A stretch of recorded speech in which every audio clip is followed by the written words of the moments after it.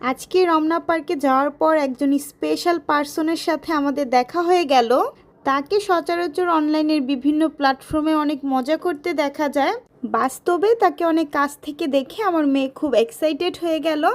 আর আমাদের কাছেও খুব ভালো লাগলো। কার সাথে আমাদের দেখা হলো জানতে হলে পুরো ভিডিওটা দেখতে হবে। আসসালামু আলাইকুম এভরিওয়ান, কি অবস্থা সবার? আশা করছি যে যেখানে আছেন খুব ভালো আছেন। রমনা পার্কে আমাদের প্রায়ই যাওয়া হয়, আর যাওয়ার মূল কারণ হচ্ছে ইউসরামণি যাতে ওইখানে খেলা করতে পারে। আমরা যারা ঢাকাতে থাকি তারা সবাই জানি শহরের এই বদ্ধ ফ্ল্যাটের মধ্যে বাচ্চারা একদম বোর হয়ে যায়। তাই মাঝে মধ্যে আমি ইউসরাকে এই রমনা পার্কে নিয়ে যাই যাতে করে সে অনেক মজা করে প্রাণ খুলে বাচ্চাদের সাথে খেলতে পারে। এতে করে অন্যান্য বাচ্চাদের সাথে মেশারও সুযোগ হয়। এবার কিন্তু শুধু ইউসরা না, আমার ইয়াজদানও অনেক মজা করে খেলা করেছে।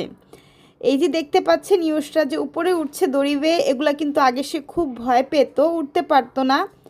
এখন দেখতে দেখতে সে একটু অভ্যস্ত হয়েছে আর উপরেও উঠতে পারে।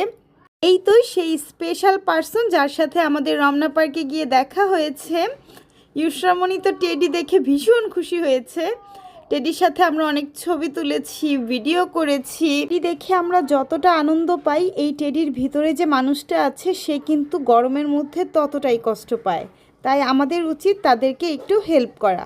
যাই হোক, ওনার প্রতি অনেক রেসপেক্ট, কারণ উনি এই গরমের মধ্যে সবাইকে বিনোদন দেওয়ার জন্য এত মোটা একটা পোশাক পরে সবাইকে আনন্দ দিচ্ছে।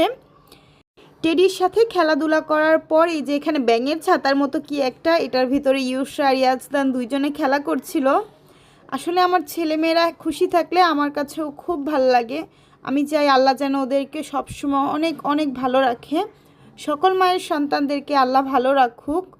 খেলাধুলা শেষ করে দিন আমরা হাঁটাহাঁটি করছিলাম, তারপরে দেখলাম একটা ছেলের কাছে একটা পাখি, এটা নাকি তার পোষা পাখি। ইউসরা ভয় পাচ্ছিল, তারপর সেই ছেলেটা পাখিটা আমার কাঁধে দিল। ইয়াজদান কিন্তু একটুও ভয় পাচ্ছিল না, যদিও সে এখনও ভয় বুঝে না। তারপর তাকে নামিয়ে দিলাম ঘাসের মধ্যে যাতে হামাগুড়ি দিতে পারে, কারণ আমরা মাটির মানুষ, মাটিতে একদিন মিশে যাব, তাই মাটির সাথে আমাদের বন্ধুত্ব করাটা খুবই জরুরি। হামাগুড়ি দেওয়ার পর ইয়াজদানকে তার বাবা গাছে উঠিয়ে দিল, তারপর ইউসরাকেও গাছে উঠিয়ে দিল।